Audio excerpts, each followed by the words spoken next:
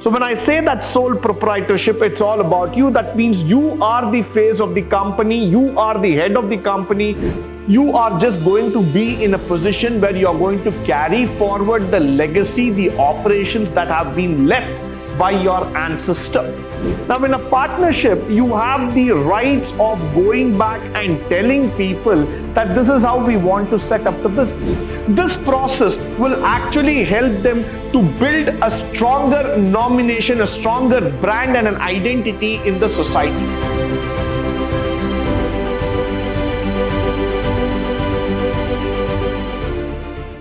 Good morning and welcome to the session 2 of Unit 4 in EDP, and we are going to talk about the forms of business. Now, there are many forms of business when we especially talk about a small business all about, but then what is the right form for an entrepreneur to start with? We are going to have a quick look in this session.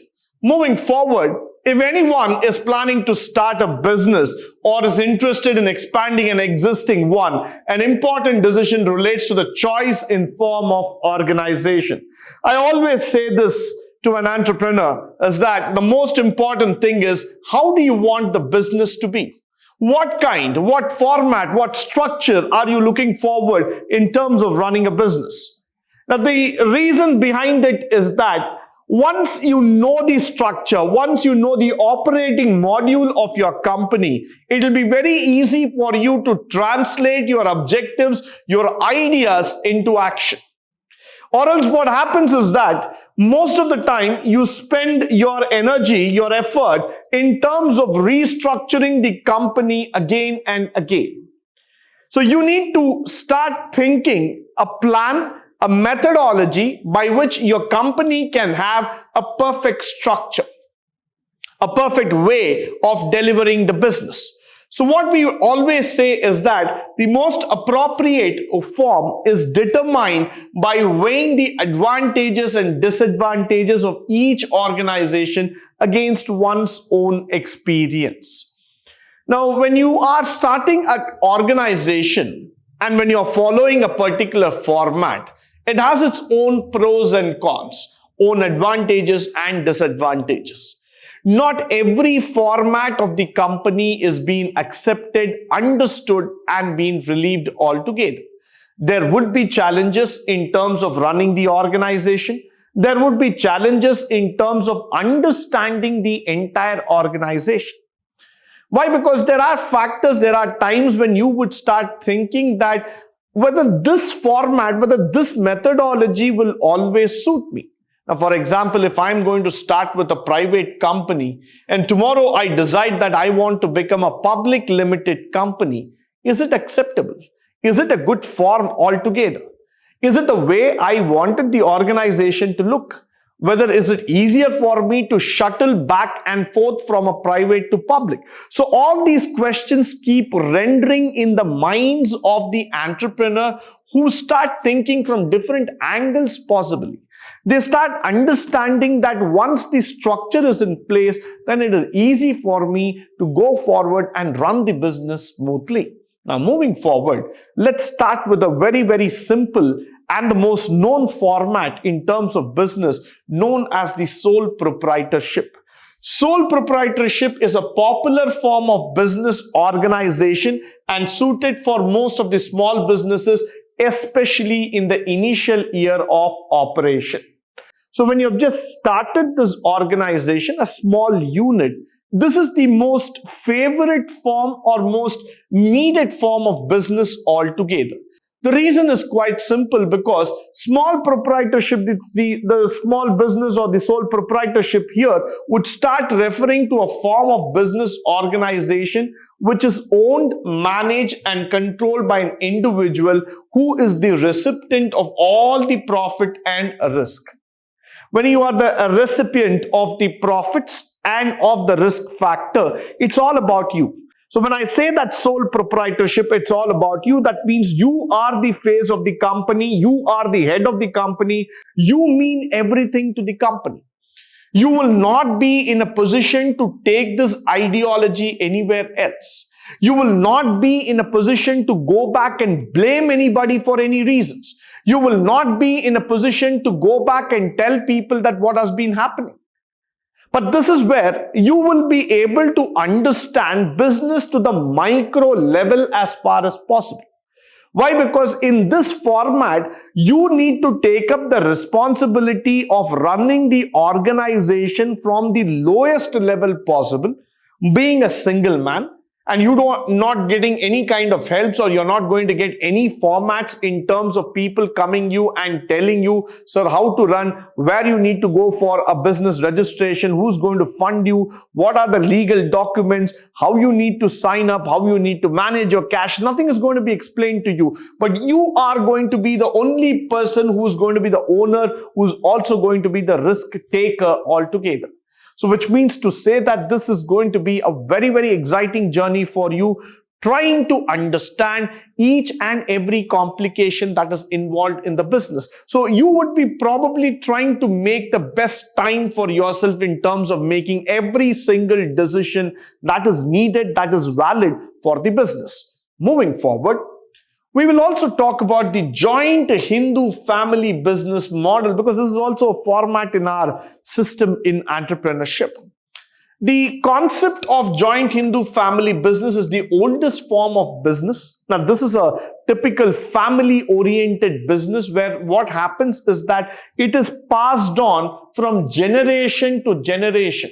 Now, this is something, the membership in this business is based because of the birth in a particular family, and then the 3 successive generation can be members in the business. Business is controlled by the head of the family, who is the eldest member, and we call him as Karta. All the members have equal right and ownership of the property of the ancestor, and they keep running the business generation to generation. Now, what is more significant about this format is that it's a very, very traditional owned style in terms of running the business. So you are not going to have an option here of changing the ideology, changing the tradition, or advising people of how to run the business. You are just going to have an option of telling people what exactly needs to be done. You are just going to be in a position where you are going to carry forward the legacy, the operations that have been left by your ancestor. So when you are a part of the family, the rules, the regulations are already set in place. You don't have a time to experiment.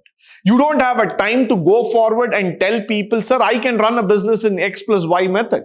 You are going to be set in a format, run that business, learn that business, grow with that business.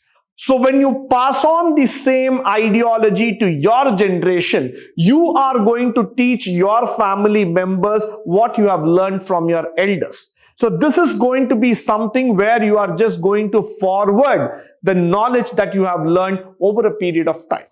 But this is not going to be an experimenting ground for you where you can come back and say that since I know innovation, since I know technology, since I am the most innovative person in terms of running the business, I will have the rights to do it. I will have the rights to build this business. Absolutely not. You are not going to be allowed in that manner. Neither you will have the rights to change the format or take up the leadership position as and when you want. So this is going to be a very, very old format, and these days people do not stick to this method. They want to start their own individual identity as far as possible. Moving forward, partnership. The inherent disadvantage of a sole proprietor is managing, financing, and expanding. It's always a very, very common word that we say, or a common saying, that you need 2 hands to clap. So similarly, you need hands to join with you and run the business successfully. So when you talk about partnership, this is a way of doing business where 2 people come forward, join hands together and start a business. Now, the minimum number of members that are required is 2. So when a partner comes in and joins with you, he starts sharing the risk, the responsibility, and the operations of the business. And as per the Indian Partnership Act of 1932, it is being defined as where the partners have decided to agree to share the profit and carry on the business.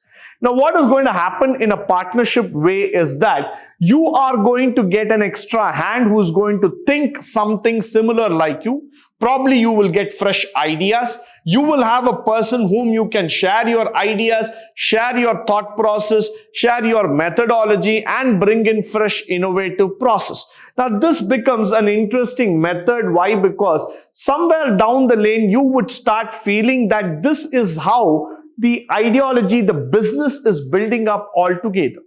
Now, in a partnership, you have the rights of going back and telling people that this is how we want to set up the business. This is how we need to operate as a team. This is how we need to build our time, our methodology, the usage of funds and everything. So partnership is going to be a new journey altogether. But the only risk which I would always suggest in this business is that if the partner is not up to the mark, if the partner does not believe in your ideas, if the partner believes that he is not the kind of person who is sharing the same vision, the breakdown of the partnership can lead to the breakdown of the business altogether. So that's where partnership has the risk or the challenges moving forward.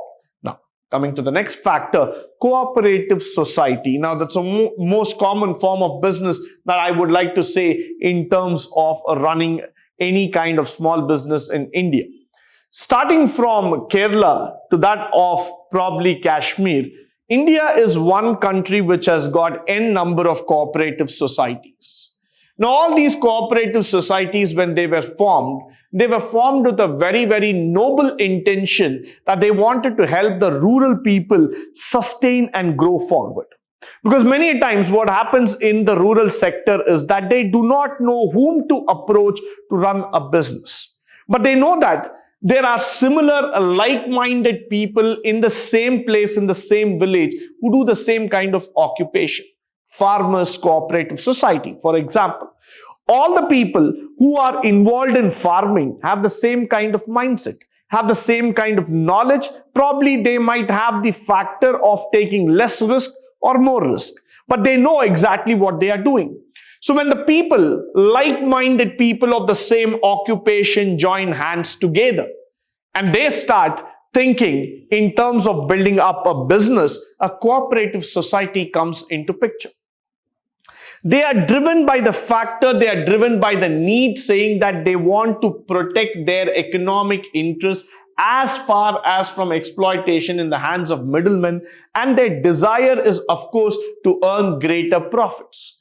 In a long run, you would start understanding that most of the cooperative societies have been able to make more money than a private organization. The reason for that in a cooperative society, I believe, is the people joining hands together and coming forward to create a society which is much more bigger than an individual organization. The collective effort, the collective understanding, the objectives, the ideology of working, the conservative method of understanding the business, saving the funds, building a stronger network among the people, and getting that local presence, understanding the need of the hour are some of the benefits of the cooperative society. And the people who have run the cooperative society have run it so close-knit, so clearly, that they do not want to get themselves exposed like a multinational organization. They're not really bothered about branding, naming, logo, or a tagline altogether. What they are really worried is that the members should remain united forever. The members should be able to contribute as they are thinking. And this process will actually help them to take it forward. This process will actually help them to build a stronger nomination, a stronger brand and an identity in the society. The capital of the society is raised by its member through issue of shares, and the society attains a legal identity. Now, if you see here, it is by the members itself the capital is being raised. It is by the members itself the ideology of business starts. So the members here are the stronger people. They understand and they run the business to the best level as far as possible. But then what is the challenge in running a cooperative society? Probably down the lane, if you really want to expand, if you really want to move fast, scale up, it's not that easy in a cooperative society because it's a very, very slow form of business. You need to set yourself. You need to go with a slow pace and start building it up. The next one is a joint stock company. Now, what is a joint stock company? It's an association of persons formed out of carrying out a business and has a legal status as independent of its member. Now, a company is an artificial person and we know about it. But then, this is an association of persons carrying out business activity. So, people who are involved in doing a business activity join hands together and they believe that they would be able to start a joint stock company altogether. So here what happens is that as per the company law, the board of directors, the members are all elected and they have a elected list of shareholders, and usually the owners exercise the direct or indirect access on the business. The company's capital is divided into smaller units which can be transferred freely from one shareholder to other. But what is really interesting about a joint stock company is that though it is a small form of business, but then multiple people joining hands, providing their expertise, building up a system, a systematic process through which they can understand the business deeply. They can understand the expertise from different angles as far as possible comes into a joint stock company. So you will be able to see here that most of the time, people are trying to get into a system, into an understanding altogether of how to run a company, how we can freely exercise our ideas, our thought process, and start building a consistent model for development. So in a joint stock company, probably you will have the freedom to go forward, think as you want, and start building up a membership and then start giving a legal identity to the business itself. With this, I come to the end of this session. I hope and believe that this session was highly interesting, useful, and informative in nature.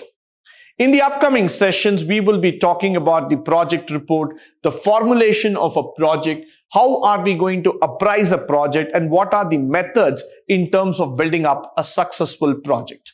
Until then, stay tuned, stay blessed, and stay enlightened forever. Thank you once again for joining me on this wonderful session today.